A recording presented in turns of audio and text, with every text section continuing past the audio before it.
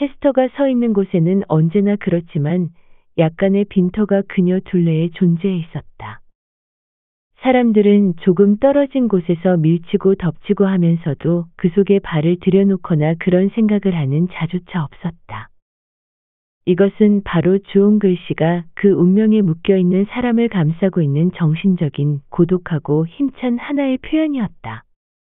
하나는 그녀 자신의 쑥스러워하는 마음에도 원인이 있었지만 또 하나는 그녀의 동포인 사람들이 결코 몰인정해서 그러는 건 아니었으나 본능적으로 꽁무니를 빼는 데서 기인하는 것이었다.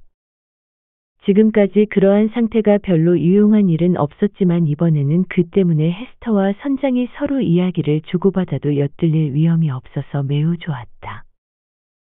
또 세상 사람들 사이에서의 헤스터 프린의 평판은 매우 변화되어 있어서 아무리 이 거리에서 도덕심 굳기로 이름난 부인이라도 이렇게 남녀가 접근해 있으면 반드시 나쁜 소문이 날 것이었으나 그녀에게는 그럴 걱정이 없었다. 그런데 부인, 선장이 말했다. 당신이 주문한 것 외에 침대를 또 하나 마련하도록 급사장에게 지시하지 않으면 안 되게 되었어요. 이번 항해에서는 괴혈병이라든가 티푸스 따위 걱정은 없어요. 배의 의사 외에도 또 한 사람의 의사가 타게 되었답니다. 한 가지 두려운 것은 갖가지 약과 환약으로부터 오는 위험이지요. 게다가 또 우리 배에는 스페인 배와 교환 거래할 약재가 많이 실려 있으니까요.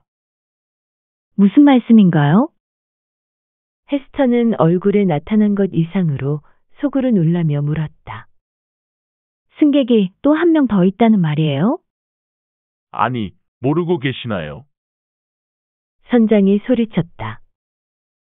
이곳의 의사 칠링워드라고 하든가 그 사람이 당신들과 함께 내 배에 식사를 같이 들겠다고 말하는 겁니다. 당신은 알고 계셨을 텐데요. 그 사람은 당신들과 동행이며 말씀하신 신사와는 친구라고 하던데요. 그리고 그 신사는 이곳에 고약한 청교도무리가 노리고 있어서 위험하다고 말하고 있었어요. 그야, 그 두 사람은 서로 잘 알고 있지요. 헤스터는 대답했다. 얼굴빛은 침착했으나 사실은 매우 당황하고 있었다. 헤스터와 선장은 그 이상의 말은 주고받지 않았다. 그러나 이때 마침 로저 칠링워드 자신이 장터의 가장 먼 길모퉁이에 서서 그녀를 바라보고 미소 짓고 있는 것을 헤스터는 보았다. 그 미소는 넓고 붐비는 이 광장을 넘어서 군중의 말소리와 웃음소리, 온갖 생각이며 기분, 흥미를 통하여 은밀하고도 무시무시한 의미를 전달하고 있었다. 헤스터 프린이 정신을 가다듬어 이 새롭고 놀랄만한 사태에 직면하여 실행할 수 있는 방법을 생각하고 있을 틈도 없이 이웃 길거리에서 군악대가 다가오는 소리가 들려왔다. 그것은 관리와 시민의 행렬이 집회소를 향해 나오는 것을 나타내는 것으로서 이 집회소에서는 그 당시 이미 제정되어 그 후 줄곧 지켜온 습관을 따라서 목사 딤즈데일 씨가 선거 축하의 설교를 하게 되어 있었다. 드디어 행렬의 선두가 나타났다. 천천히 위엄을 갖춘 행진을 계속하여 길 모퉁이를 돌고 장터를 가로질러 왔다. 선두는 악대다. 갖가지 악기로 이루어져 있었다. 아마 서로의 조화는 불완전하고 취주도 별로 잘하는 것은 아니었을 것이다. 그렇지만 북과 나팔이 군중을 향하여 호소하는 악대의 커다란 목적, 곧 눈앞을 지나가게 될 사람에게 보통 이상의 높은 영웅적인 모습을 부여한다는 목적을 다하고 있었다. 어린 펄은 처음에 손뼉을 치고 있었으나 이윽고 아침 내내 그녀를 흥분시키고 있던 그 초조한 마음의 동요를 한순간 잃고 말았다. 그녀는 말없이 바라보고 있었다. 그리고 하늘을 나는 바다새처럼 음악의 길고 높은 가락을 타고 하늘 높이 날아가는 것처럼 생각되었다. 그러나 그녀는 또 그 악대 뒤를 따라오며 행렬의 명예 있는 의장대 역할을 하는 육군의 무기와 빛나는 갑옷이의 태양이 희미하게 빛나고 있는 것을 보자 다시 전과 같은 흥분 상태로 돌아갔다. 이 군대에는 금전으로 고용되어 있는 자는 하나도 없었다. 그 대열을 채우고 있는 것은 신사들이며 그들은 상무의 충동이 마음속에 우러나는 것을 느끼고 일종의 군사학교를 설치하려 하고 있는 자들이었다. 그 학교에 있어서는 나이트 템플러즈에 있어서와 마찬가지로 학문에 힘쓰면서 또한 평화시의 연습에 허용되는 범위 안에서 전쟁 연습을 하려고 하였다. 이들 군인들에게 쏟아진 높은 존경의 표현은 이 무리에 참가한 사람들의 늠름한 태도에서도 엿볼 수 있었다. 그들 중 어떤 자는 실제로 네덜란드 지방이나 기타 유럽의 전장에서 종군한 바가 있었던 만큼 실제로 군인으로서의 이름과 영예를 자랑할 만한 훌륭한 경력을 지니고 있었다. 더욱이 그들이 닦고 닦아서 빛나는 갑옷을 입고 번쩍이는 투구 위에서 깃털이 춤추고 있는 그들의 복장은 현대인이 아무리 화려하게 보이려고 해도 도저히 따라갈 수 없는 휘황찬란한 것이었다. 그러나 그 육군 의장대 바로 다음에 나타난 지위 높은 문관들은 안목 있는 구경꾼들의 눈에는 한층 더 가치 있는 것으로 보였다. 그 사람들은 밖에 나타난 동작만으로도 장엄한 모양이어서 군인들의 거만한 걸음걸이는 어리석다고까지는 할 수 없겠지만 야비한 것으로 생각되게 할 정도였다. 당시에는 이른바 재능이라는 것이 지금보다는 훨씬 덜 중요시되었는데 이에 반하여 인간의 성격을 침착하게 하고 위엄을 부여하는 것 같은 묵직한 것은 훨씬 더 중요시되고 있었다. 이 사람들은 세습적인 권리에 의하여 존경받을 자격을 지니고 있었다.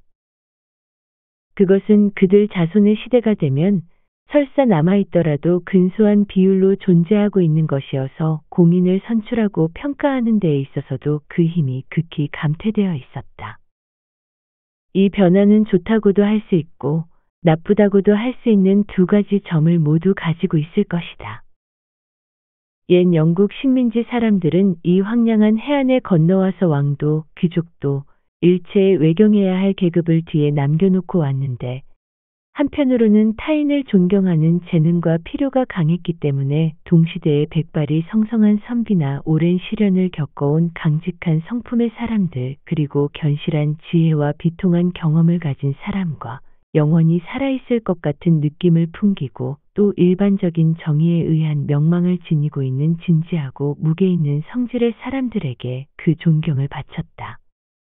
그 때문에 그 초기의 정치가들은 초기 대중들의 선출에 의하여 권좌에 올라갔으나 눈부신 재치가 있다거나 지능을 움직이기보다는 오히려 사려 깊은 근엄함이라는 점에서 유명했었다. 그들은 인내력을 가졌었고 독립심을 가졌었으며 일단 유사시에는 폭풍 후에 미친 파도를 맞는 암벽의 일선처럼 국가의 안녕을 위하여 일어섰었다. 그러한 성격의 특징은 이 새로운 식민지 관리들의 네모진 얼굴과 크게 발육한 몸집 등에 잘 나타나 있었다. 저절로 갖추어지는 권위를 가진 태도로 말할 것 같으면 모국 영국은 이들 실제적인 민주주의의 선구자들이 상원의원이 되고 국왕을 보좌하는 추밀원 고문이 되더라도 별로 손색이 없을 것 같았다.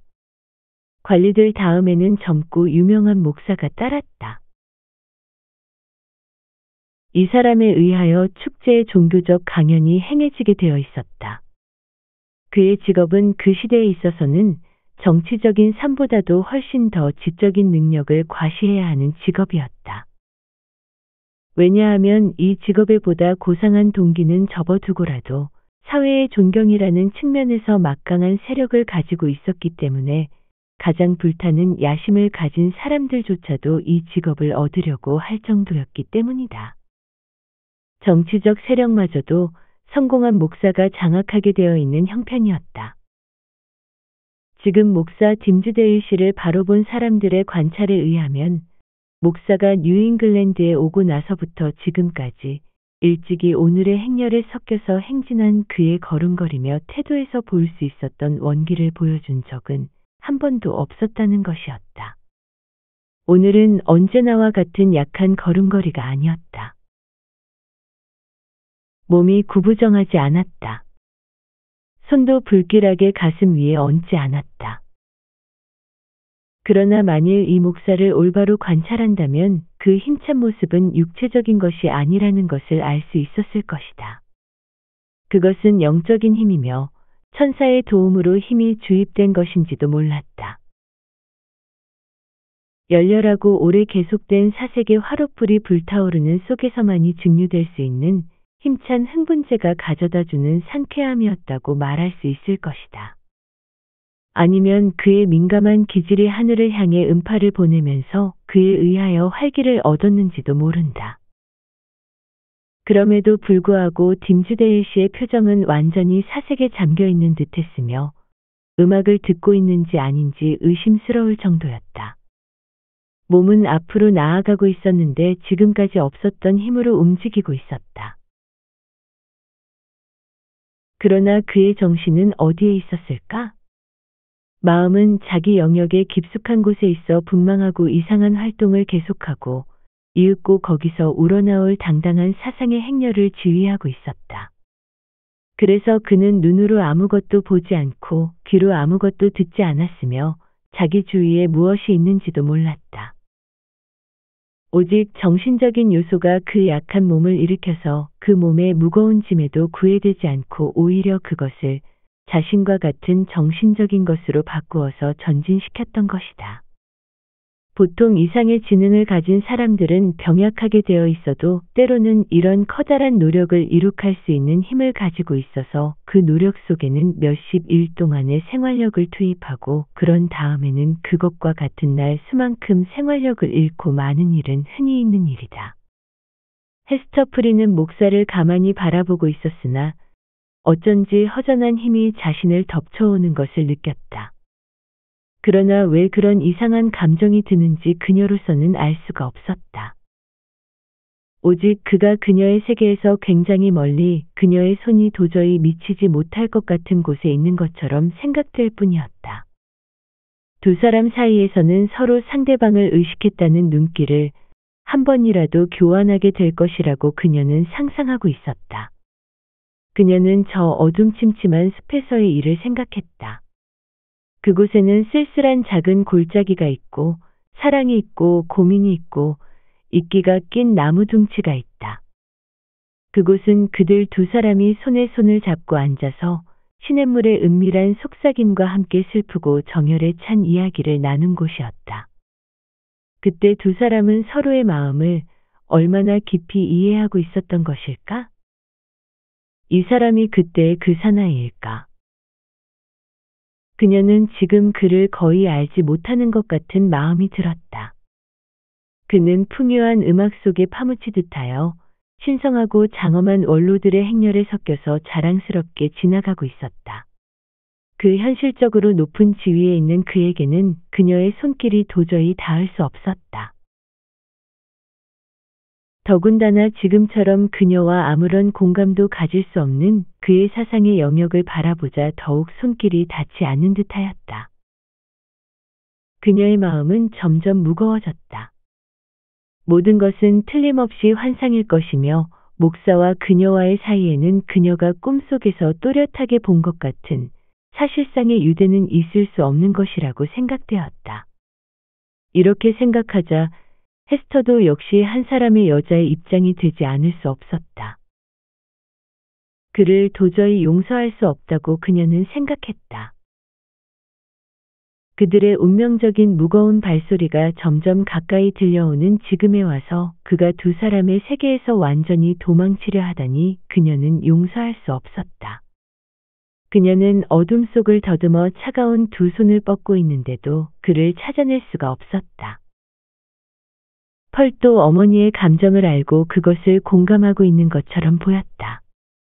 또 목사가 사람을 멀리하고 사람의 손이 닿지 않는 먼 곳에 있다는 것을 그녀 스스로 알아차린 것처럼 보였다.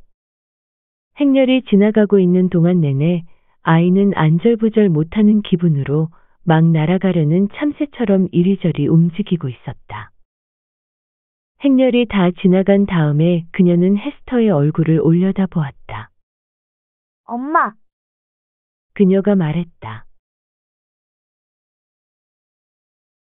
저 사람은 시냇가에서 내게 키스해주신 목사 그 사람이야. 좀 조용히 하고 있어, 펄. 그녀의 어머니는 속삭였다. 우리는 저 숲속에서 만났던 일을 언제든지 장터에서 이야기하면 못 쓴단다. 난 아무래도 그분이라고 생각되지 않는 걸. 굉장히 변한 것 같아.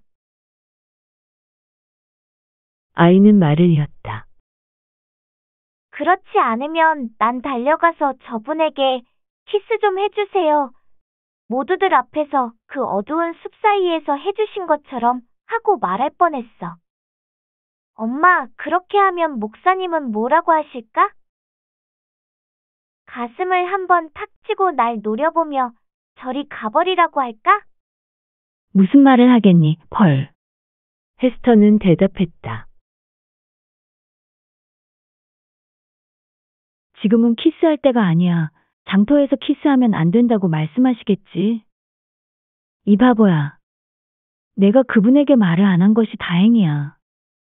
딤즈데일 씨에게 느꼈던 섭섭했던 점을 어떤 다른 사람이 표시해 주었다.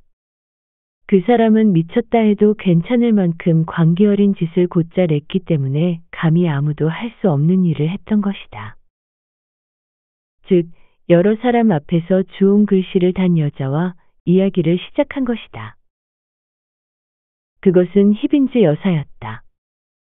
요란하게 차려입었는데 세 겹으로 된 주름깃을 달고 자수를 놓은 스토마커를 입었으며 값진 빌로우도 가운을 입고 황금 손잡이가 붙은 단장을 들고 행렬을 보러 나와 있었다.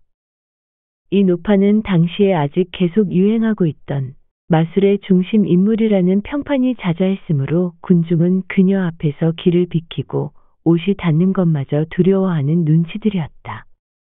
마치 그 옷의 요란한 주름 속에 역병이라도 감추고 돌아다니기라도 하는 듯했다. 그녀가 헤스터 프린과 같이 있는 것을 보자 많은 사람들은 헤스터의 동정을 느꼈고 히빈즈 여사에 대한 공포의 마음은 갑절로 늘어났다. 그래서 장터에 있던 사람들은 이 두 부인이 서 있는 곳에서 모두가 떠나가 버렸다. 인간의 상상력으로서 어떻게 그런 일을 생각해낼 수 있을까? 노파는 헤스터에게 말했다. 저 목사 말이에요. 모두들 현세의 성자라고 우러러 모시고 있고 또 나도 그렇게 불러야겠지만 어쨌든 겉보기에는 그렇게도 보이는군요. 그런데 저렇게 행렬 속을 걸어가고 있는 것을 본 사람 중에서 저 사람이 최근에 서재를 나와서 물론 입속으로는 히브리어로 성서의 귀절을 떠듬떠듬 외면서 말이요. 숲속으로 소풍을 갔다 왔다고 누가 믿겠어요? 봐요. 헤스터 프린, 우리는 그 이유를 알고 있어요. 그러나 사실은 저 사람이 같은 사람이라고는 전혀 생각할 수 없군요. 교회 사람들이 악대 뒤를 많이 따라가는 것을 나는 보았어요. 저 교회 사람들은 어떤 분이 바이올린 연주를 하고 인디언 마술사나 레플란드의 요술사가 우리와 손을 맞잡고 춤추고 있을 때에 역시 곡에 맞추어 춤을 춘 사람들이에요. 그러나 세상을 알고 있는 여자에게는 아무것도 아닌 거요. 저 목사는 이봐요, 헤스터. 저 사람이 당신과 숲속길에서 만난 사람과 같은 인물인가 아닌가? 당신 확실히 말할 수 있어요? 당신이 말하는 것을 저는 이해하지 못하겠어요. 헤스터 프린은 히빈즈 여사가 정신 나간 여자라는 것을 느끼면서 그렇게 대답했다. 그러나 그녀는 히빈즈가 그토록 많은 사람들과 사탄과의 사이에 은밀한 개인적인 관계에 대하여 확신을 가지고 인정하고 있는 모양을 보고 이상할 정도로 놀라고 두려움까지 품게 되었다. 딤즈데일 선생과 같이 학식도 많고 믿음도 깊은 하느님의 사자를 그렇게 경솔하게 비판하다니 저로서는 할 수 없는 일이에요. 바보 같은 소리 작작해요. 노파는 헤스터에게 삿대질을 하면서 소리쳤다. 나는 숲속에 수없이 드나들었다우. 그런데도 누가 거기에 갔는가 안 갔는가를 모른다고 생각하우. 다 알고 있어요. 숲속에서 춤출 때의 머리에 썼던 들꽃의 화황 꽃잎이 머리카락에 붙어 있지 않더라도 그런 것은 알 수 있어요. 헤스터, 나는 당신을 알고 있어요. 그 표지를 보았으니까요. 그 표지는 햇빛이 내리쬐고 있는 곳에서는 말할 것도 없고 어둠 속이라도 시뻘건 불꽃처럼 타오르고 있기 때문에 누구한테나 보여요. 당신은 그것을 공공연히 달고 다니니까 아무 문제가 없지만 저 목사는 말해요. 귀를 좀 가까이 대봐요. 마왕은 저 목사 딤즈데일 씨처럼 버젓이 서명을 하고 맹세를 하여 부하가 된 주제에 그 약속을 실행할 용기가 없는 자는 반드시 처벌을 하죠. 자기의 부하라는 표지가 대낮에 온 세계 사람 눈에 띄도록 하는 거요. 저 목사님은 언제나 가슴 위에 손을 얹어놓고 있는데 그건 무얼 감추려고 하고 있는 거지요? 응, 헤스터? 그건 정말 뭐지요, 히빈즈 아줌마? 어린 펄이 열심히 물었다. 그걸 보셨어요? 아무것도 아니야, 아가씨. 히빈즈 여사는 펄에게 깊은 존경의 태도를 보이면서 대답했다. 언젠가는 내게도 보이게 될 거야. 아가씨는 말이야, 마왕의 혈통을 이어받았다는 소문이 나 있어요. 언제든 날씨가 좋은 날 밤 나와 함께 너의 아버님을 만나러 날아가자꾸나. 그렇게 하면 왜 목사님이 손을 가슴 위에 얹어놓고 있는가를 알게 되겠지. 장터에 모인 사람 모두에게 들릴 만큼 크고 날카로운 목소리로 웃으면서 기괴한 노파는 가버렸다. 이때 이미 집회소에서는 최초의 기도도 끝나서 목사 딤즈데일 씨의 목소리가 들려왔다. 설교가 시작된 것 같았다. 헤스터는 어쩔 수 없는 감정으로 그쪽으로 다가갔다. 성스러운 설교단 근처에는 사람들이 꽉 들어차서 밀치고 들어갈 수도 없기 때문에 그녀는 그 처형대 바로 가까이에 서 있었다. 그곳은 그녀가 설교 내용을 다 들을 수 있을 정도로 가까운 곳이었다. 목사의 매우 특징 있는 목소리가 명료하지는 않았지만 여러 가지 억양으로 들려왔다. 그의 육성은 그것 자체가 하나의 풍부한 첨부의 자질이어서 청중은 그가 이야기하는 설교의 뜻을 이해 못하더라도 그의 말투나 억양만 듣고 있어도 몸을 좌우로 흔들지 않을 수 없을 정도였다. 그것은 다른 모든 음악처럼 듣는 사람이 어디서 교육을 받았건 그 마음에 통하는 언어를 가지고 열정과 애수 또는 높고 낮은 감정을 토로하고 있었던 것이다. 그 목소리는 교회의 벽에 둘러싸여 가려지기는 했지만 헤스터 프리는 열심히 귀를 기울였다. 그러고는 끝내 그것에 공감하고 말았다. 들려오는 말은 명료하지 못했지만 그것으로부터 완전히 떠나서 그녀에게 철두철미한 어떤 의미를 전달해 주었다. 아마 그 말이 보다 명료하게 들려왔다면 오히려 조잡한 매개물에 지나지 않아서 정신적인 느낌을 둔하게 했을지도 모를 일이다. 그녀에게 들려오는 것은 바람이 차츰 잠잠해질 때와 같은 저음이었는데 그것이 차츰 상쾌하고 힘차게 올라감에 따라서 그 목소리와 함께 그녀의 마음은 다시 점점 흥분되어 드디어는 거대한 힘을 가지고 무섭고 장엄한 공기 속에 그녀를 감싸버리는 것처럼 생각되었다. 더욱이 그 목소리는 때때로 엄숙한 힘을 가지고는 있었으나 그러나 그 밑바닥에는 항시 본질적인 비애가 깔려 있었다. 높은 목소리도 낮은 목소리도 고민을 나타내고 있었다. 속삭임도 고함 소리도 고민하는 인류의 목소리처럼 생각되었다. 거기에 모든 사람들의 가슴 속으로 파고드는 무엇인가가 있었다. 때로는 귀에 들리는 것은 오직 이 깊은 애수의 목소리뿐, 서글픈 침묵 속에 가까스로 탄식을 들을 수 있을 뿐이었다. 그러나 목사의 목소리가 점점 높고 힘차게 되어 그의 목소리는 억누를 수 없는 힘으로 튀어나왔다. 엄청난 폭과 힘으로 교회에 가득 차고 튼튼한 벽마저 뚫고 밖으로 퍼져나올 때에도 듣는 사람이 유심히 귀를 기울이고 듣는다면 여전히 고통스러운 부르짖음을 들을 수 있을 것이다. 그것은 무엇이었던가? 슬픔의 짐을 짊어지고 죄를 범한 인간이 죄와 슬픔의 비밀을 인류의 커다란 마음을 향하여 이야기하려고 하는 애소였던 것이다. 말끝마다 용서와 동정을 빌고 있었는데 그것은 결코 헛말이 아니었다. 그 목사에게 지금의 경우 가장 적절한 힘을 주고 있는 것은 이 심각하고 끊임없는 저음이었다. 설교를 듣는 동안 헤스터는 동상처럼 처형대 밑에 서 있었다. 만일 목사의 목소리가 그녀로 하여금 그곳에 있게 하지 않았더라도 그녀의 치욕에 찬 생활의 첫걸음거리가 시작된 장소에 무언가 피할 수 없는 자력이 작용하고 있었을 것이다. 그녀는 마음속으로 무언가 하나 느낀 것이 있었다. 그것은 뭉뚱그러진 생각이라고 하기엔 너무 모호했으나 그녀의 마음을 무겁게 짓누르고 있었다.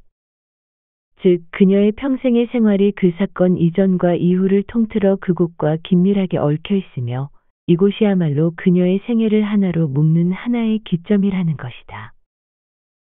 그동안 어린 펄은 어머니 곁을 떠나서 제멋대로 시장바닥을 쏘다니고 있었다. 그녀는 유별나게 빛나는 광채를 가지고 음울한 군중을 명랑하게 해주고 있었다. 마치 고운 깃털을 가진 작은 새가 나뭇잎 우거진 침침한 가운데를 이리저리 날아다니면서 어둠침침한 잎이 겹쳐진 나무 전체를 밝게 해주는 것 같았다. 그녀는 파도가 넘실거리듯 하다가 갑자기 격렬하게 불규칙적인 동작을 하기도 했다. 그것은 그녀의 정신의 움직임에 그칠 줄 모르는 힘을 나타내는 것으로서 더욱이 오늘은 복합적인 의미에서 피로를 모르는 몸짓으로 발끝으로 뛰어다니고 있었다. 왜냐하면 그녀의 정신이 어머니의 초조한 마음을 따라 같이 움직이고 같이 진통하고 있었기 때문이었다. 펄은 언제나 활동적이고 그칠 줄 모르는 호기심을 끄는 것이 있으면 곧장 그리로 달려갔다.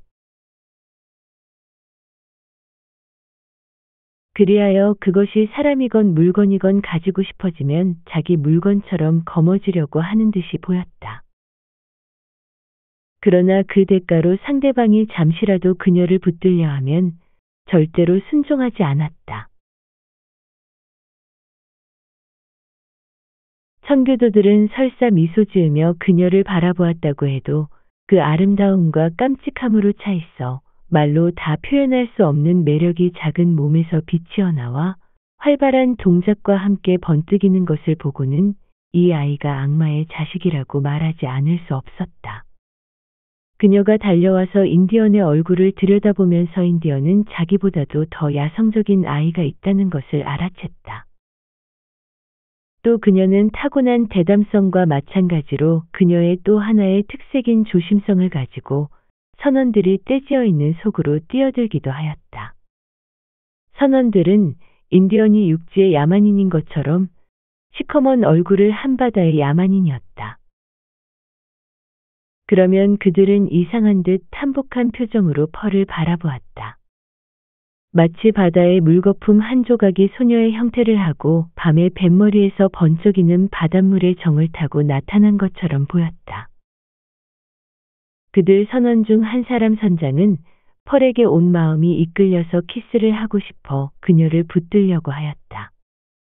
그러나 그녀를 붙든다는 것은 하늘을 날고 있는 벌새를 잡는 것보다 어렵다는 것을 알고 그는 모자에 감아놓은 그 황금의 사슬을 떼어 그녀에게 던져주었다. 펄은 곧 그것을 목과 허리에 감았다. 그것이 또한 어찌나 교묘한 솜씨로 감았는지 그것은 완전히 그녀의 신체 한 부분이 되어버려서 그것을 감지 않은 그녀를 상상하기가 힘들 정도였다. 너의 엄마는 저기 주홍글 씨를 단 사람이지. 그 선장이 물었다. 엄마에게 내 부탁을 하나 전해주지 않겠니? 내 마음에 드는 부탁이라면 전해주겠어요. 펄이 대답했다. 그럼 이렇게 말해줘. 그는 말했다. 나는 저 얼굴이 검고 어깨가 붉어진 의사와 다시 한번 이야기를 했는데 저 사람은 자기의 친구로서 엄마가 알고 있는 신사를 자기가 데리고 배에 오르겠다고 하는 거야. 그러니까 엄마는 아무 걱정할 것 없다고 말해주지 않겠니? 꼬마 마녀야. 히빈즈 아줌마가 우리 아버지는 마왕이라고 말했어. 펄은 짓궂은 미소를 지으면서 소리를 질렀다. 나를 그런 나쁜 이름으로 부른다면 우리 아버지에게 일러 바칠 테야. 그럼 마왕이 폭풍으로 선장님 배 따윈 혼을 내줄 거예요. 장터 속을 이리저리 거닐면서 펄은 어머니한테로 돌아가 선장이 한 말을 전했다. 헤스터의 굳세고 침착하며 꿋꿋이 버티어온 정신도 이 피할 수 없는 어둡고 무참한 운명을 대하고는 영락없이 가라앉아 버릴 것 같이 되고 말았다. 이 운명이야말로 목사와 그녀가 비참한 미로에서 벗어나 밖으로 나올 수 있는 길 하나가 열릴 것 같은 순간에 잔인한 미소를 지으면서 그들의 길 한복판의 모습을 나타낸 것이었다. 선장의 기별을 의하여 빠진 무서운 난관 때문에 괴로워하고 있는 한편 그녀는 또 하나의 시련을 받지 않으면 안 되었다. 근처의 시골에서 온 사람이 그녀 주위에 많이 있었는데 그 사람들은 좋은 글씨에 대하여 이따금 들은 일이 있고 더욱이 심한 거짓과 과장된 소문 때문에 좋은 글씨를 무서운 것으로 생각하고 있었지만 실제로 본 일은 아직 없었다. 그들은 다른 오락의 실증을 느끼고 헤스터 프린의 주위에 무례하고 방자한 태도로 모여들었다. 체면 같은 것은 도대체가 없는 사람들이었지만 그래도 오육 야드의 원을 그리고 그 안으로 가까이 오지는 않았다. 그만한 거리를 두고 그 신비한 표지가 자아내는 혐오의 원심력에 의하여 그 장소에 가만히들 서 있었다. 마찬가지로 선원들도 구경꾼이 몰려있는 것을 보고 좋은 글씨의 의미를 들어서 알고 있었으므로 모두 몰려와서 햇빛에 그을린 악당 같은 얼굴을 그 테두리 틈으로 들이밀었다. 인디언들까지도 백인들 호기심에 차가운 그림자 같은 것에 충동되어 군중 속을 비집고 들어와서 뱀처럼 새까만 눈을 헤스터의 가슴에 못 박고 있었다. 아마 이 번쩍이는 술을 놓은 표지를 달고 있는 자는 이 민족 가운데서도 높은 데 인물에 틀림없으리라고 생각했으리라. 마지막으로 거리의 주민들도 같은 곳에 몰려와서 헤스터 프린을 괴롭혔다. 그들은 그 차가운 모든 것을 다 알고 있는 눈으로 낯익은 수치의 표지를 보았기 때문에 다른 사람들보다 한층 더 그녀를 괴롭혔을 것이다. 헤스터는 7년 전 감옥문을 나설 때에 그녀를 기다리고 있다가 구경했던 낯익은 주부들의 얼굴도 보았다. 그러나 다만 한 사람만이 없었다. 그것은 가장 젊고 오직 한 사람, 모든 사람 중에서 동정을 해주던 부인으로서 훗날의 그녀의 수의를 그녀가 지었었다. 최후의 시간 그녀가 그 타오르고 있는 글씨를 한시라도 빨리 벗어버릴 셈이었던 이 시간에 이상하게도 지금까지보다 훨씬 많은 주시와 동요의 중심이 되어 더욱 더 괴롭게 가슴을 불태우지 않으면 안 되었다. 그것은 그녀가 이것을 몸에 붙인 날 이후에 어떤 때보다도 더 괴로운 날이었다. 헤스터는 그 수치의 마법권 내에 서 있었다. 그 권내야말로 그녀에 대한 선고에 포함되어 있는 교활한 잔인함이 영구히 그녀를 묶어둔 곳이라고 생각되었다. 그동안의 그 훌륭한 설교자도 신성한 단상에서 청중을 내려다보고 있었다. 청중의 가슴 밑바닥에 있는 정신은 완전히 그 설교자의 소나기에 들어가 버리고 말았다. 교회당 안의 성자라고도 생각되는 목사에게나 장터에 서 있는 좋은 글씨의 여인에게나 똑같이 살을 태우는 듯한 오욕의 표지가 이 두 사람의 가슴 위에 놓여져 있다는 사실을 어느 누가 감히 상상이라도 할 수 있었으랴. 저 웅변적인 목소리, 그 목소리에 귀를 기울이고 듣고 있던 청중들의 영혼은 바다의 물결을 타고 있는 듯 높이 떠밀려 올라갔지만 드디어 끝났다. 잠시 깊은 침묵이 흘렀다. 신탁의 말씀이 있었던 마을에서처럼 깊은 침묵이었다.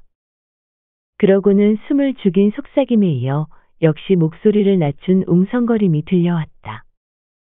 청중은 마치 저 뛰어난 주술에 의하여 지금까지 남의 마음의 세계에 옮겨 앉아 있다가 해방되어 아직도 그들 위에 무겁게 드리워져 있는 경의와 경탄을 느끼면서 본디의 자신으로 돌아가는 것 같았다. 이윽고 군중들이 교회의 출입문에서 몰려나오기 시작했다. 이미 설교가 끝난 이상 지금 그들이 돌아가는 조잡한 속세의 생활을 보내기 위하여 보다 더 적절한 호흡을 하고 싶었던 것이다. 실제로 회당 안의 공기는 그 설교자가 불꽃의 언어로서 메우고 또한 그 사상의 풍요한 향기로서 채우고 있었다. 문 밖으로 나오자 그들의 황홀함은 말이 되어 튀어나왔다. 길거리에서도 장터에서도 사방에서 목사를 칭찬하는 소리가 물 끓듯이 일어났다. 그의 설교를 들은 사람들은 서로 각자가 본 것, 들은 것 이상으로 이해하기 위하여 서로 토론했다. 그들이 이구동성으로 증명하는 바에 의하면 지금까지 어느 누구도 오늘 그가 말한 것만큼의 사려 깊고 고아하며 존엄한 정신을 가지고 이야기한 사람은 없었다. 그의 입을 통하여 말해진 것 이상으로 뚜렷이 하느님의 뜻이 인간의 입을 통하여 말해진 적은 없다는 것이었다.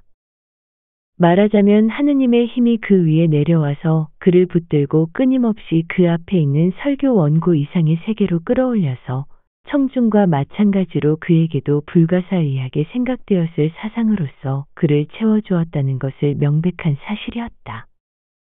그의 화제는 하느님과 인류 사회와의 관계라는 것인 듯한데 특히 그들이 황야 가운데서 개척하고 있던 이 뉴잉글랜드에 관련되어 있었다. 그리고 그의 설교가 끝에 가까워짐에 따라서 예언과 닮은 정신이 그 자신 위에 내려와서 옛 이스라엘의 늙은 예언자들이 받은 것 같은 강한 힘을 가지고 그 예언의 목적을 따르도록 하는 것 같았다.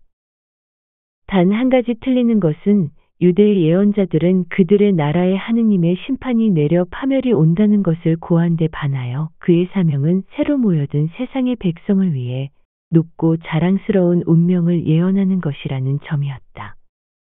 그러나 전체를 통하여 또 전 설교를 통하여 어떤 침통한 슬픔의 저음이 있었다. 이것은 얼마 안 있어 죽어갈 자가 자연히 지니고 있는 탄식으로밖에 해석할 수 없는 것이었다. 그렇다 탄식하지 않고는 하늘로 떠날 수가 없을 정도로 사람들이 사랑하고 있던 그들의 목사는 죽어가는 불길한 징조를 몸에 지니고 있었다. 그리하여 이윽고는 사람들을 비탄의 눈물 속에 남겨둔 채 이 세상을 떠나버리고 말겠지. 그가 이 세상에 오래 살아있지는 않을 것이라는 생각이 그 설교에 의하여 주어진 인상을 마지막으로 강화시킨 것이었다.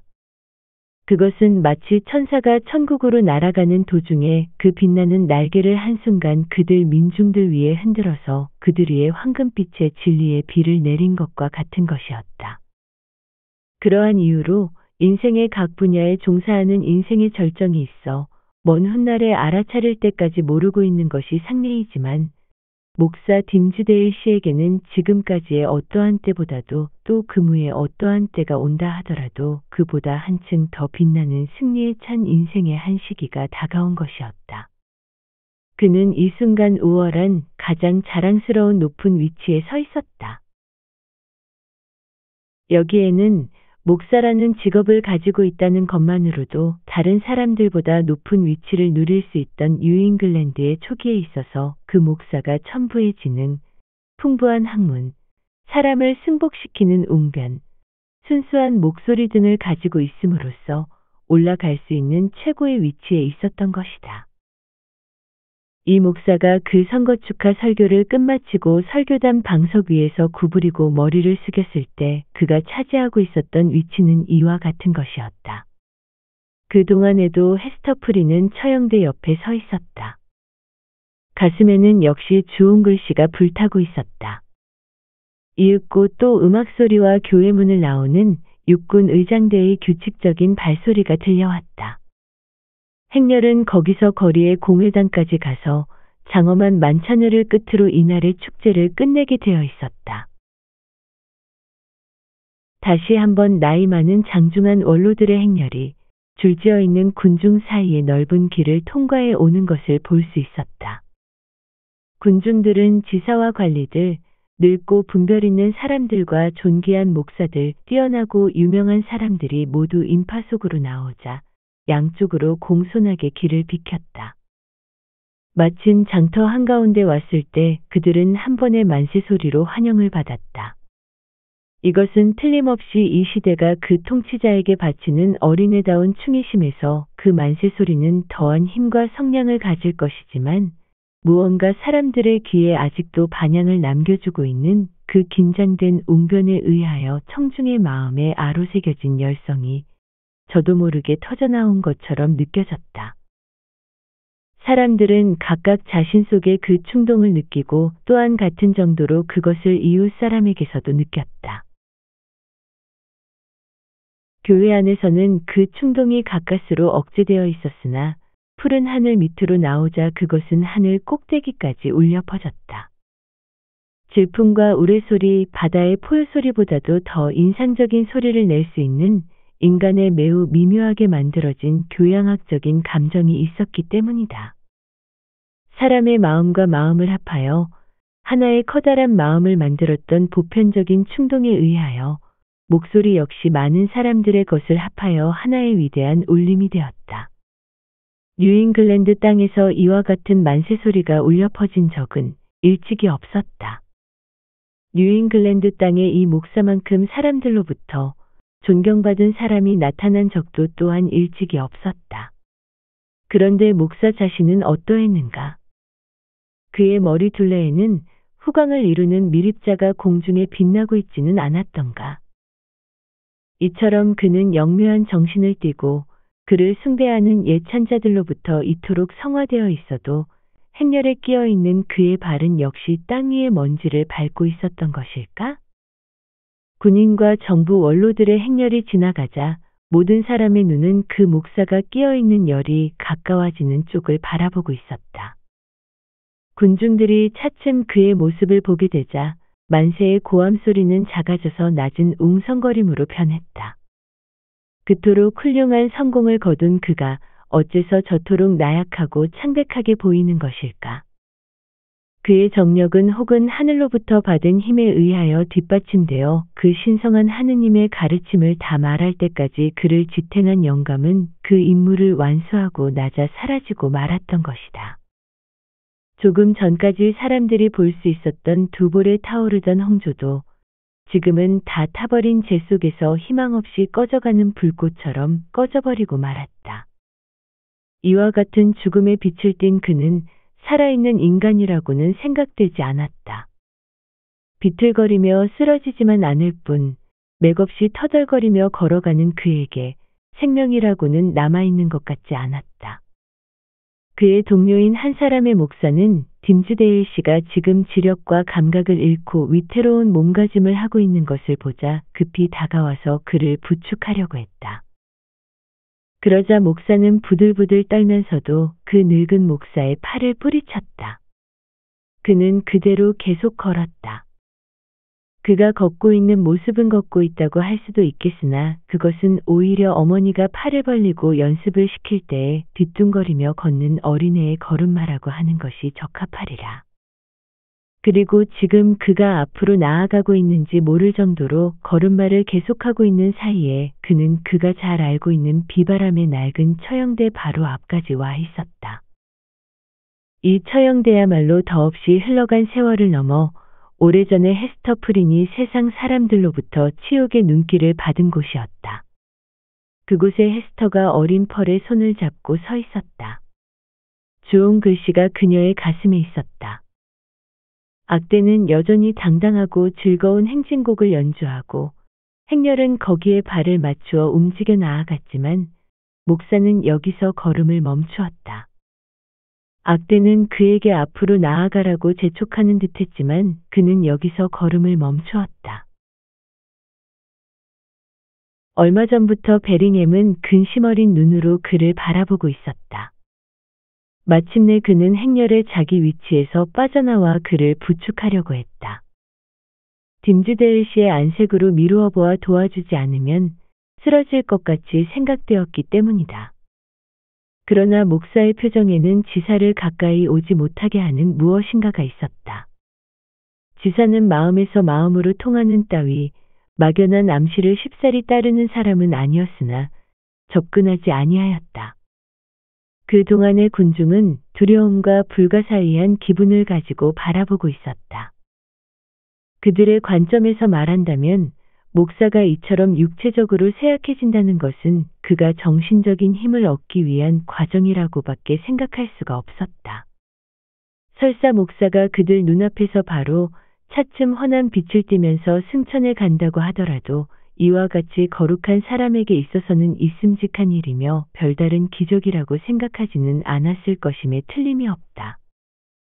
그는 처형대 쪽을 바라보고 두 팔을 벌렸다. 에스터, 그는 말했다. 이리 와요. 귀여운 펄, 너도 오너라. 그가 두 사람을 바라보는 표정은 무시무시했다.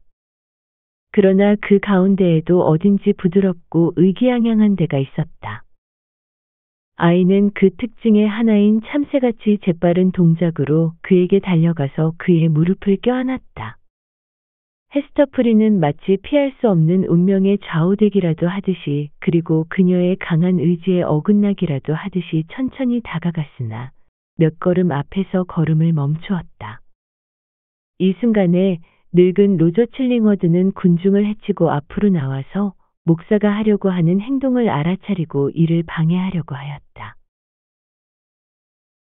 지옥에서 솟아난 것처럼 그의 얼굴은 일그러지고 흉측스러워졌다. 어쨌든 이 늙은 의사는 앞으로 걸어나와 목사의 팔을 거머쥐었다. 잠깐만, 이 미친 사람 무슨 짓을 하려고 하는 거야? 그는 귓속말로 속삭였다.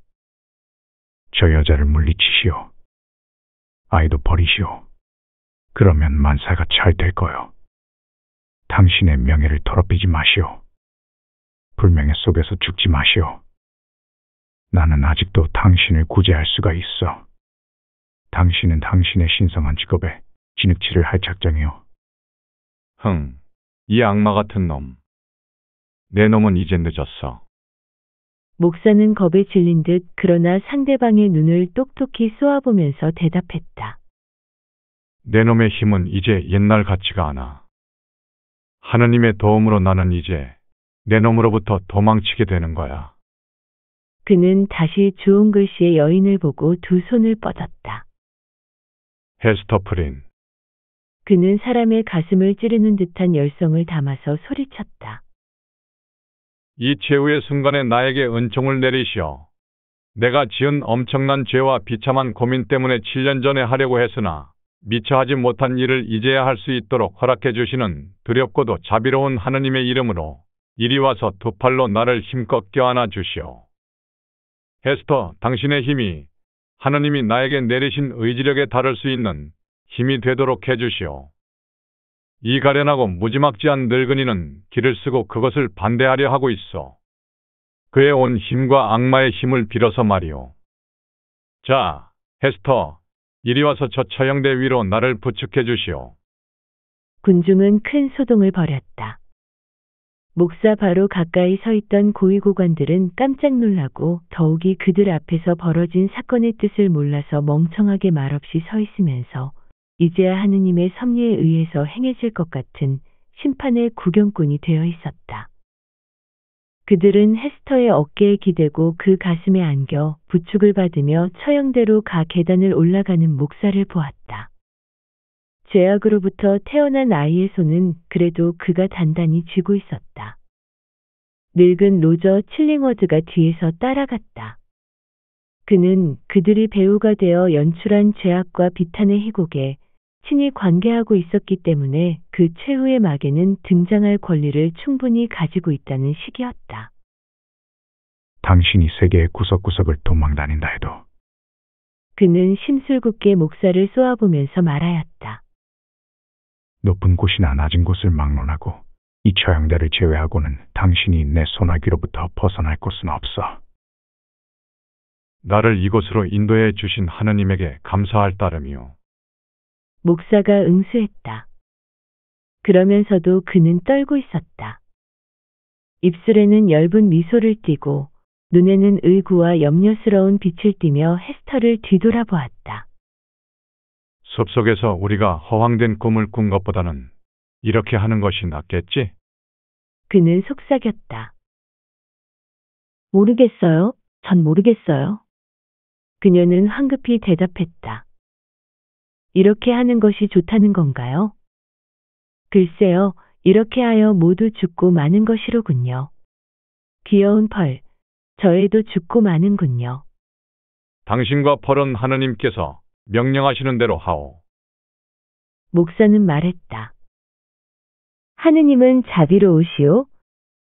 이제부터 나는 하느님께서 나에게 명백히 밝혀주신 뜻을 실행하겠소. 왜냐하면 헤스터, 나는 죽어가는 사람이기 때문이요. 그러므로 나는 서둘러 나의 수치를 스스로 내 몸에 받겠소. 한쪽은 헤스터 프린의 부축을 받고 다른 한쪽은 어린 펄의 손을 잡은 채 목사는 위험 있는 늙은 위정자들 쪽으로, 그의 동료였던 신성한 목사 쪽으로, 그리하여 또 군중들 쪽으로 돌아섰다. 군중의 커다란 가슴은 놀라서 어안이 벙벙했으나 눈물겨운 동정심이 넘쳐 흘렀다. 무언가 커다란 인생의 사건이, 그것이 비록 죄악에 가득 찬 것이지만 고민과 회한에도 차 있는 사건이 그들 앞에 폭로되려 하고 있다는 것을 알고 있었던 것이다. 정오를 약간 지나 태양은 목사 위에 내리쬐어 하느님의 심판의 법정에 서서 자기의 죄를 고백하려고 우뚝 서 있는 그의 모습을 환히 비춰주고 있었다. 뉴잉글랜드 주민 여러분, 그는 소리쳤다. 그 목소리는 높고 엄숙하며 위엄있게 사람들 위에 울려 퍼졌다.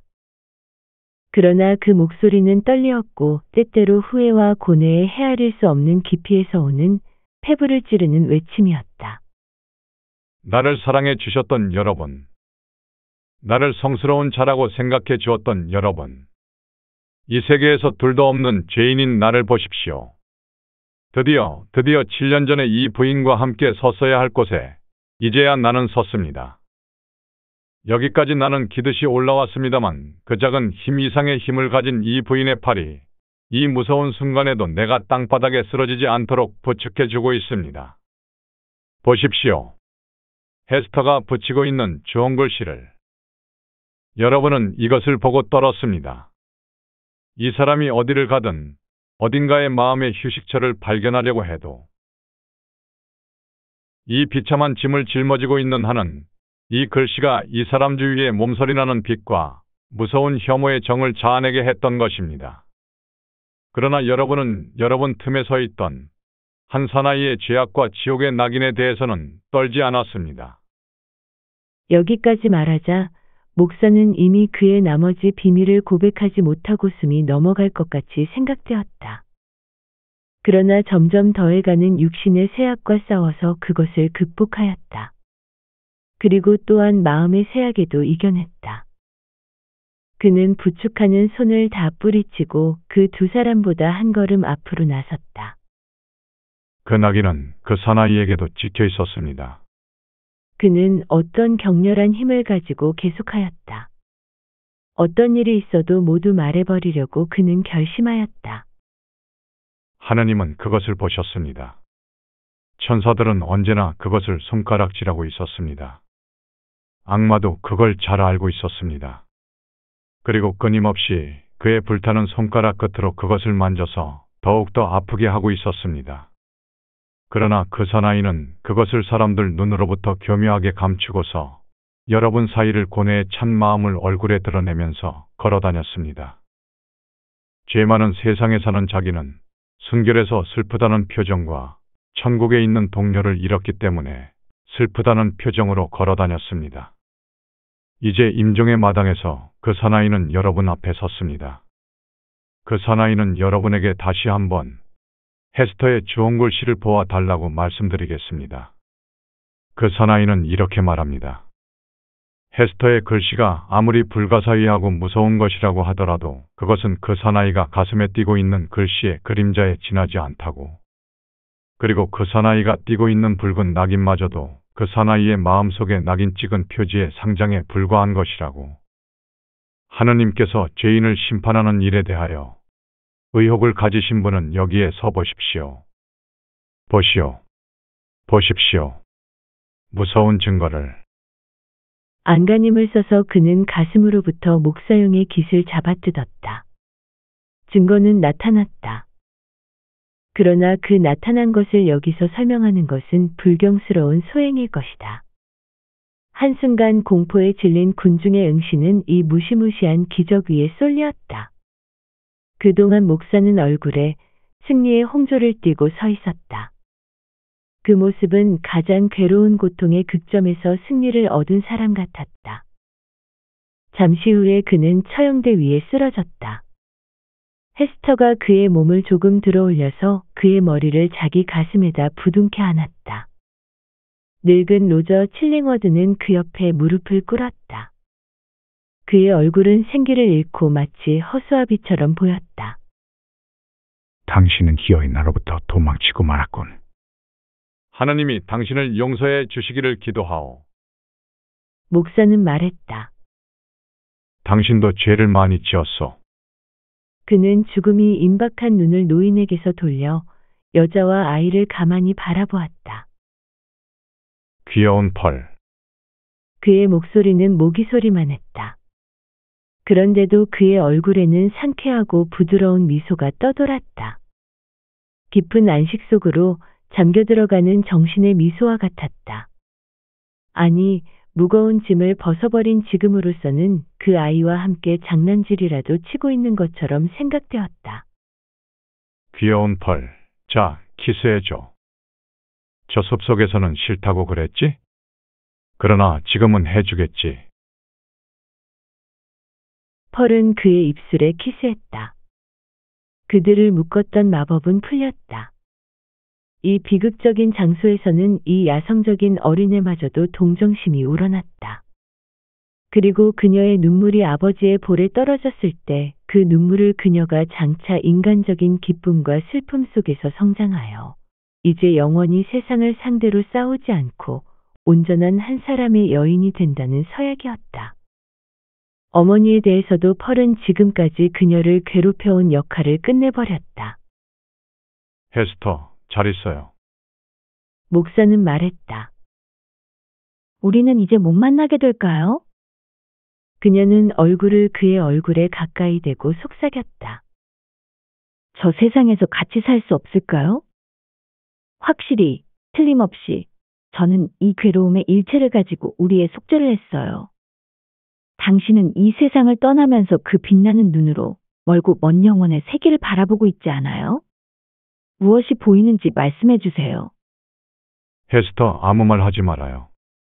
그는 떨리는 목소리로 엄숙하게 말했다.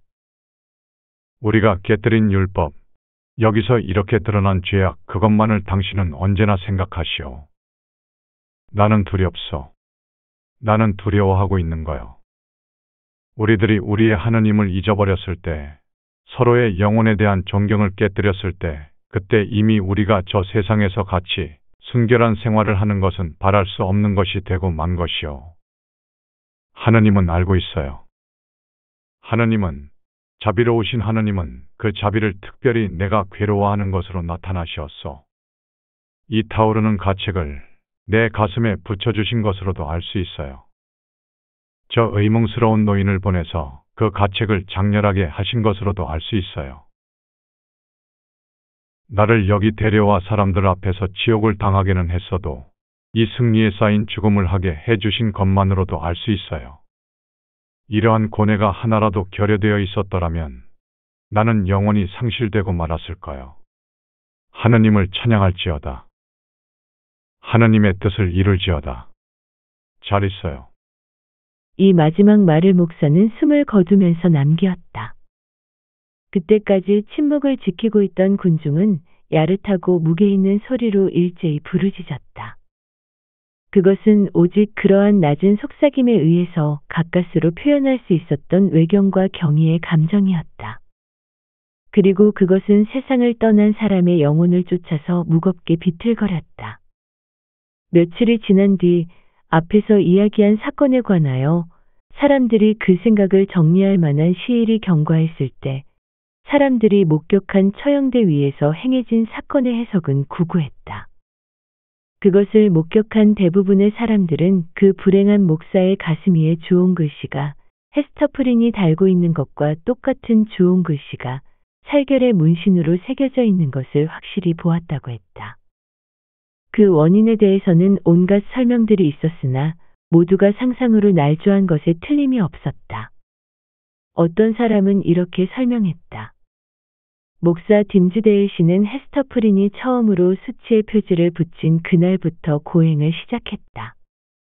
그는 그것을 훗날까지도 여러 가지 방법으로 끊임없이 계속하여 자신의 신체에 무서운 자책을 가한 것이라고. 다른 사람들은 또 이렇게 말하면서 언쟁을 하고 있었다. 전화기는 최근까지 새겨지지 않았던 것이다. 그런데 저 늙은 칠링워드는 매우 교묘한 마술사였기 때문에 마술과 독약의 힘에 의하여 저것이 새겨지게 한 것이라고. 또 다른 사람은 속삭였다. 그 사람들은 목사의 특수한 감정이나 그의 정신이 몸에 미치는 불가사의한 힘을 알고 있었다.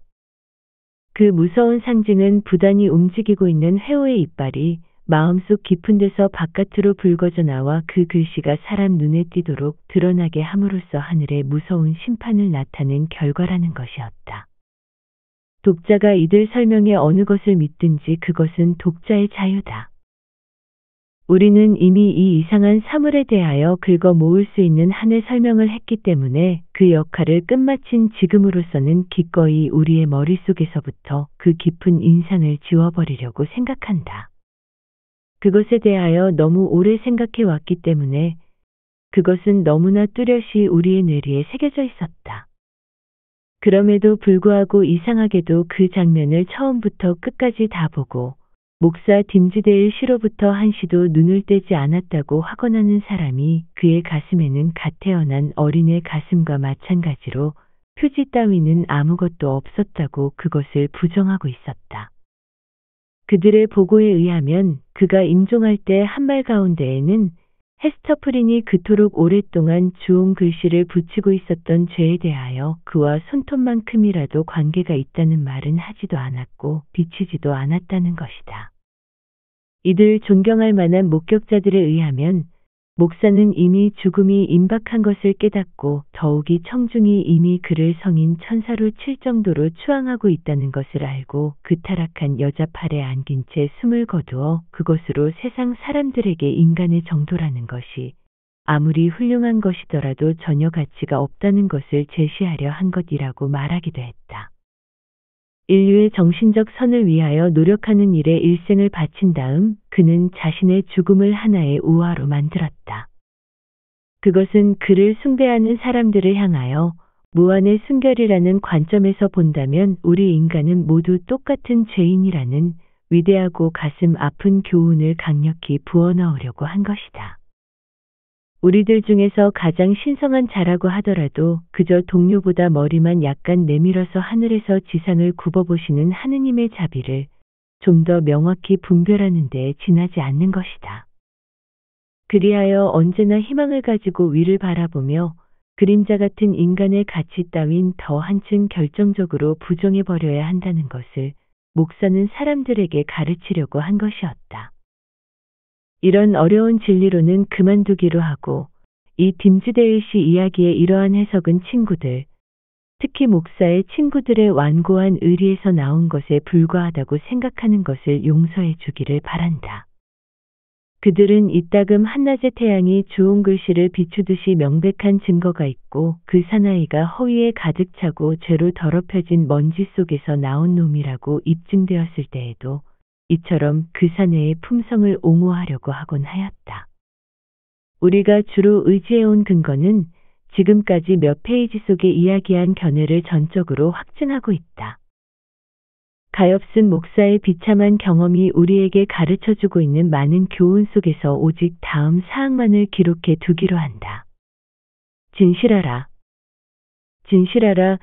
진실하라. 그대가 최악의 것은 아닐지라도 그로 인해 최악의 것을 추정할 수 있는 것은 세상을 향해 자유롭게 내보이라. 딤즈데일 씨가 죽고 난 다음 로저 칠링워드로 알려진 노인의 모습이나 태도만큼 현저하게 변화한 것은 달리 없을 것이다. 그의 체력도 정력도 그의 생명과 지력의 힘마저 모두 일시에 그로부터 떠나버린 것 같았다. 눈에 띄게 쪼그라들어서 뼈와 가죽만 남아 인간의 눈에서 거의 사라져버릴 것 같은 모습은 잡초가 뽑혀서 내버려져 햇볕에 시드는 꼴이었다. 이 불행한 사나이는 보복을 위해 적을 다그쳐 조직적으로 그것을 실행하는 것을 그의 평생의 방침으로 삼았었다. 그래서 완전한 승리를 거두고 악독한 방침도 이를 뒷받침할 재료가 없어져 버린 이상 요컨대 그가 해야 할 악마의 일이 이 지상에 없어지고 나서는 이 비인간적인 인간에게 남아있는 것은 악마가 충분한 일거리와 임금을 지불해주는 지옥으로 가는 일뿐이었다.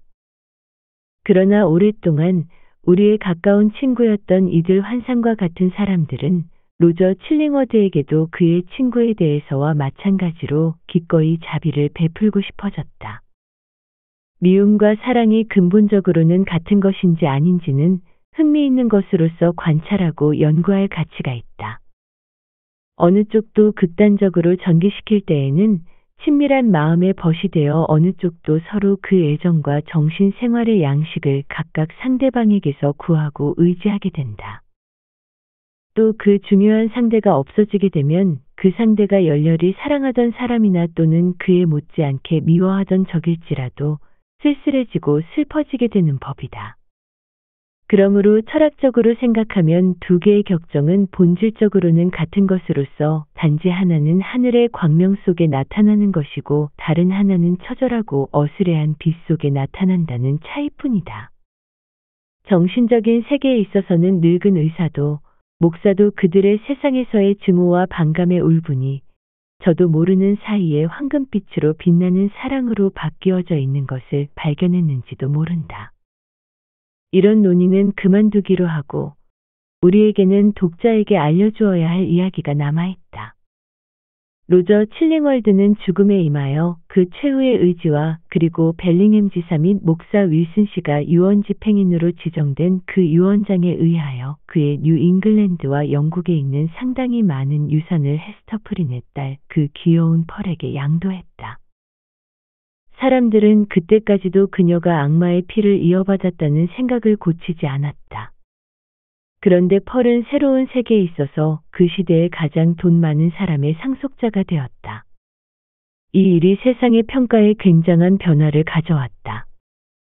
그리고 어머니와 아이가 이 땅에 머물러 있었다면 귀여운 펄은 결혼 정년기에 달하자마자 그 야성적인 피를 가장 경건한 청교도의 혈통에 섞어 쓸는지도 몰랐다. 그러나 의사가 죽은 뒤 얼마 안 되어 좋은 글씨를 달고 있던 사람은 모습을 감추었다. 그녀를 따라 펄도 사라지고 말았다. 여러 해 동안 마치 이름에 머리 글자가 새겨진 형체 없는 나무 토막이 표류하여 해변에 와 닿듯이 막연한 소문이 이따금씩 바다를 건너 전해졌지만 그들에 관해 확고하게 믿을 만한 것은 없었다. 좋은 글씨의 이야기는 차츰 전설이 되어갔다. 그러나 그것은 여전히 강한 마력을 가지고 있어서 그 가엾은 목사가 죽은 처형되는 헤스터 프린이 살고 있었던 바닷가의 오두막집과 같이 언제까지나 두렵게 생각되고 있었다. 어느 날 오후 아이들이 그녀가 살던 집 가까이에서 놀고 있다가 매우 키가 큰 여자가 회색의 옷을 입고 이 오두막집에 다가가는 것을 보았다. 오랜 세월 동안 그 집은 한 번도 문이 열린 적이 없었다. 그런데도 그녀가 그 자물쇠를 열었는지 아니면 삭아버린 나무나 쇠붙이가 그녀의 손에 의해서 파괴되었는지 유령처럼 문이 닫힌 이 집 속으로 스며들어갔는지 어쨌든 들어간 것이었다. 문지방을 넘어서려다가 그녀는 걸음을 멈추고 뒤를 돌아다 보았다. 많은 변화를 겪은 다음에 단 혼자서 옛날 괴로운 반생 동안 살아온 집으로 들어가는 것은 참을 수 없이 슬프고 쓸쓸한 것이었음에 틀림없다. 그녀는 짧은 순간 머뭇거렸다. 그러나 가슴에 단 주홍 글씨가 드러나 보이기에는 충분한 시간이었다. 이리하여 헤스터 프리는 다시 돌아왔다. 그리고 오랜 동안 버리고 있었던 치욕을 다시 몸에 붙였다. 그런데 귀여운 펄은 어디로 갔을까? 만일 아직 살아있다면 지금쯤은 한창 나이에 꽃다운 처녀가 되어 있을 것이다. 그 꼬마 마녀는 어려서 죽어 처녀들 묘지로 간 것인가? 아니면 그녀의 분방하고 풍부한 성질이 부드러워지고 억제되어 여자로서의 조용한 행복을 누리고 있는가? 확실한 정보를 얻는 자도 알고 있는 자도 없었다. 그러나 헤스터의 나머지 생애를 통하여 이 주홍 글씨의 은둔자는 외국에 있는 몇 명인가의 사람에게 관심의 대상이 되어 있는 듯한 모습이 보였다. 왜냐하면 편지가 왔기 때문이다. 그 편지에는 영국의 문장부에서는 알려져 있는 것은 아니었으나 가문이 찍힌 것이 덜어 있었다. 오두막집 속에는 안락과 사치를 위한 물품이 많이 있었다. 작은 장식품, 언제까지나 잊혀지지 않는 기념품, 그건 사랑에 가득 찬 마음의 충동에서 화사한 손가락이 만든 것에 틀림이 없었다. 그리고 어느 때 헤스터가 갓난애의 옷에 자수를 하고 있는 것을 본 사람이 있었다. 매우 호화찬란한 무늬를 수놓은 것으로서 만일 이런 옷을 입은 아이가 근엄한 이 땅에 나타난다면 큰 소동을 일으킬 것이라고 생각되었다. 요컨대 당시의 수다장이들이 믿고 있었던 것은, 그리고 1세기쯤 뒤에 탐구를 한 감사관 퓨우 씨가 믿고 있는 바로는, 그리고 또 퓨우 씨의 후임자가 되어 최근에 그 직에 취임한 사람이 확실히 믿는 바로는, 펄은 살아있을 뿐만 아니라 결혼을 하여 행복하게 살고 있다는 것이다. 그리고 어머니를 끔찍이 위하며 위로하고 있었다. 또 이 슬프고 고독한 어머니를 자기 집의 따스한 난로가에 모실 수만 있다면 가장 즐겁게 생각할 것이라고 했다. 그러나 헤스터 프린에게는 펄이 가정을 이루고 있는 미지의 땅에서보다도 이 뉴잉글랜드의 땅에서야말로 진정한 생활이 있었다. 그녀가 죄를 범한 곳은 여기였다. 그녀는 이곳에서 슬픔을 맛보았다. 그리하여 계속 속죄의 생활을 이곳에서 해야 할 것이었다. 그래서 그녀는 돌아왔다. 그리고 자기의 자유의사로 곧 아무리 가혹한 당시에 어떠한 엄격한 재판관이라도 그것을 명하는 일은 없었겠지만 지금까지 우리가 이야기해온 그 표지를 다시 몸에 붙였다. 그 후 그것은 한 번도 그녀 몸에서 떨어진 일이 없었다. 그러나 헤스터의 괴롭고 사색적이며 헌신적인 인생이 경과됨에 따라서 주홍 글씨는 세상의 조소와 꺼림칙한 생각을 불러일으키는 낙인은 아니게 되었다. 그것을 대하고는 슬픔을 느끼는 것, 그것을 보고는 두려워하면서도 존경을 느끼는 것으로서 하나의 전형이 되기에 이르렀다. 그리고 또 헤스터 프리는 아무런 이기적인 목적을 가지지 않고 또 어떠한 일이 있더라도 자기 자신의 이익과 향락을 위하여 사는 일이 없었기 때문에 사람들은 모두 슬픈 일, 어려운 일이 있으면 그녀한테 와서 의논했다. 스스로 엄청난 고통을 겪어온 사람으로서 그녀를 의지하게 된 것이다.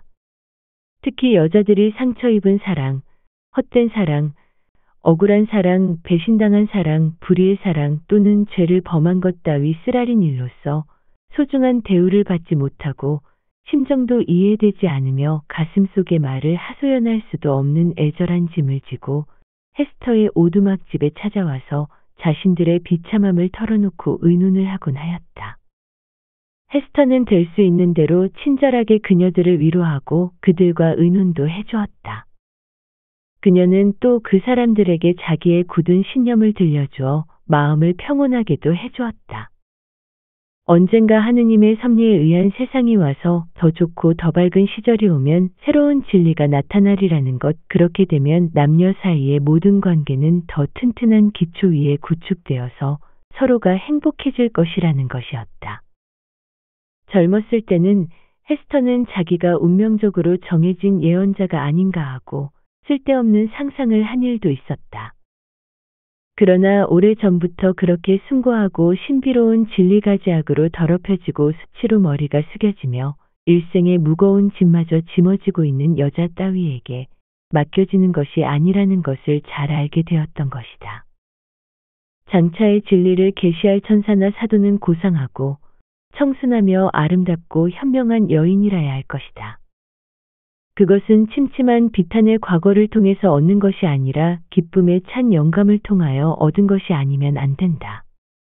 그리하여 그러한 목적을 세워서 성공한 인생의 가장 진실한 시도에 의하여 신성한 사랑이 얼마나 우리를 행복하게 하는가를 보여주는 사람이 아니면 안 된다고 생각하였다. 헤스터 프리는 그렇게 말했다. 그리고 그녀의 슬픈 눈을 내리깔고 주홍 글씨를 보았다. 그로부터 여러 해가 지난 다음 후에 킹즈 채플이 세워진 지역의 이웃 묘지에 헐고 움푹 패인 무덤 옆에 새로운 무덤이 생겼다. 이 무덤은 헐고 움푹 패인 무덤 옆이기는 했으나 두 무덤 사이에는 약간의 거리가 있었다. 마치 이곳에 잠든 두 사람의 죄는 서로 섞일 권리가 없다는 듯했다. 그러나 묘지 하나가 세워져서 두 사람분 역할을 하고 있었다. 주위에는 문장이 온통 새겨진 기념비가 즐비하였다. 그리고 묘석으로 된 단순한 비석 하나에서 세심한 탐색자라면 오늘날 아직도 그것을 발견할 수 있을 것이다. 그러나 뜻을 알 수 없어 쩔쩔맬 것이다. 조각된 방패 형태의 문장을 발견할 것이다. 그것은 하나의 문장이긴 한데 그 문장이 나타내는 문귀는 격언도 되고 또 지금의 우리가 끝마친 이야기의 간단한 줄거리도 되고 있었다. 이 비석의 면은 참으로 음산하다.